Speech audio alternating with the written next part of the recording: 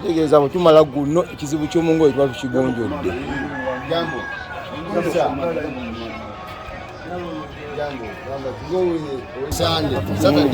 Saturday kiro kikwesa Sunday ne ku Sunday kyonna kigeesa Monday maleyo gyonna gyonna egiriko ebintu babiggyeko.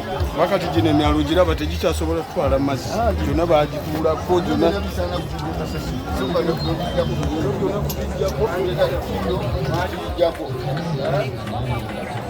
kati olaba wano tibulina mazzi ate ng'omwala muwanvu tegulina mazzi wadde ate nga muwangetegeeza tegatuuka gasigala